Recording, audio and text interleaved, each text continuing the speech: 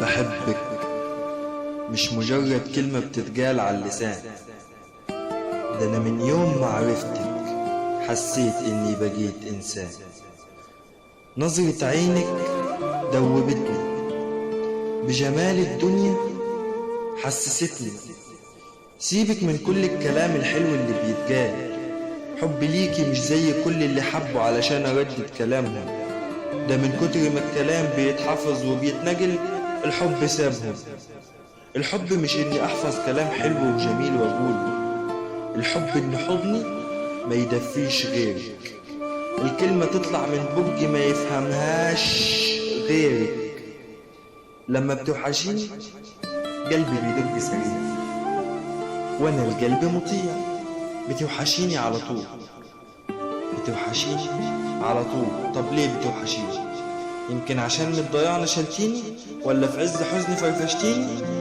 مش مجامك إن أوصف جمالك في قصيدة ولا بيت شعر، ده القصيدة قصاد جمالك ولا شيء، كفاية قلبك البريء. وبعدين ليه الناس عايزين أوصف ملامحك وبس؟ ما بيطلبوش ليه إن أوصف روحك أو أقول صفاتك؟ مفيش شيء في عمري فاتك، لحقتيني قبل ما أموت، بس إزاي أموت وإنت معايا؟ روحك وقلبك بقوا ويايا. بحب أغنيلك، بحب أغنيلك، بحب أرسملك قلب أحمر صغير، والسهم اللي بيبقى فيه ده عشان بغير. يوم ما شفتك حبيت، في نفس اليوم اتمنيت، شفت فيكي صفات كل البنات، اختبرتك وهنتك، اتحملت كل الإهانات.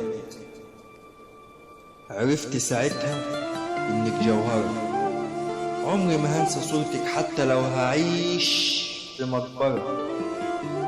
بحب ضحكتك البريئة، بتنسيني الدنيا وأفعالها الدنيئة. بقيتي حافظاني وسكنت كل كياني، لا وغيرتك عجباني يا ساكنة قلبي على المدى البعيد.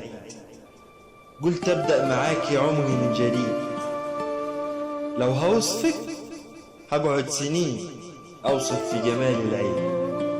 أما الشعر والشفايف والحواجب والبياض مش هوصفه علشان ده عيب. ممكن أوصف الغمازة في ضحكتها بتبقى أستاذة، تخرجني من همومي وأحزاني. أقول لكم إيه تاني غير إنها بتحبني حب على غير العادة، قادرة تحول مدينة أحزاني لمدينة سعادة. ده أنا قلبها ومرضها وروحها وحياتها، أما عن صوتها فهو لحن من أجمل الألحان. وبأكد ليكم إني من ساعة معرفتها إني بقيت